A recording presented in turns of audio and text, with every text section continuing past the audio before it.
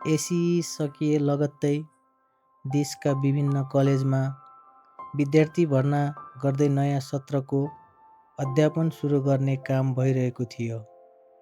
त्यसै अन्तर्गत काठमाडौँको एक कलेजमा कक्षा 11 सुरु भएको पहिलो दिन थियो।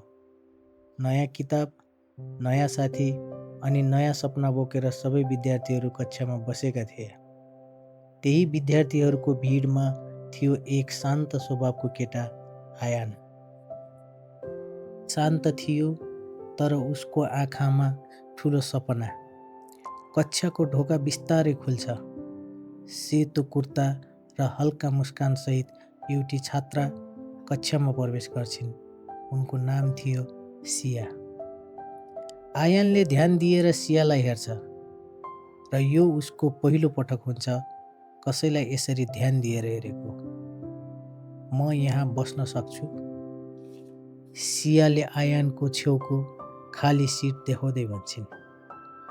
आयानको मुटु एक्कासी छिटो छिटो धड्किन थाल्छ। हस्, हुन्छ, उसले हल्का मुस्कानसहित उत्तर दिन्छ। त्यो दिनभरि आयान पढाइमा भन्दा बढी सियाको मुस्कानमा हराइरहन्छ।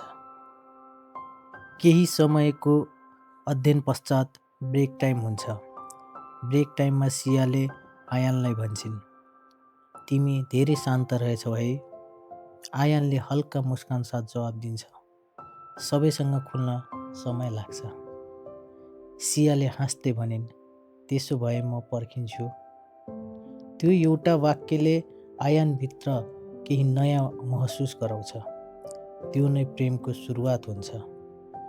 राति घर फर्किसकेपछि आयानको मनमा एउटै अनुहार घुमिरहेको हुन्छ, सिया। बिहानै आयान सामान्यभन्दा चाँडै स्कुल पुग्छ, किनभने आज उसलाई कसैसँग भेट्न हतार छ। ऊ बिस्तारै कक्षामा प्रवेश गर्छ। कक्षामा सिया झ्यालतिर बसेर डायरीमा केही लेखिरहेको हुन्छन्। आयान बिस्तारै नजिक जान्छ। गुड मर्निङ, उसले डराउँदै भन्यो। सियाले मुस्कुराउँदै उत्तर दिइन्, गुड मर्निङ। आज त तिमी छिटो आयौ नि। आयान अलि लजायो र भन्यो, बस यत्तिकै।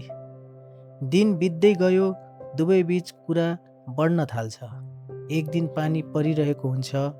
स्कुल बिदा भएपछि सबै विद्यार्थी घर गइसकेका हुन्छन्, तर सिया छाता बिना गेटमा उभिएकी हुन्छन्। आयानले आफ्नो छाता अगाडि बढायो र भन्यो, आऊ, म पुर्याइदिन्छु। सिया केही बेर चुप लागिन् र एकछिनमा हल्का मुस्कुराइन्। दुवै एउटै छाता मुनि हिँड्न थाले। त्यो सानो दूरीमा पनि उनीहरूको मुटु धेरै नजिक भइसकेको हुन्छ। हिँड्दा हिँड्दै सियाले बिस्तारै भनिन्, आयान, तिमीसँग हुँदा किन हो मन शान्त हुन्छ।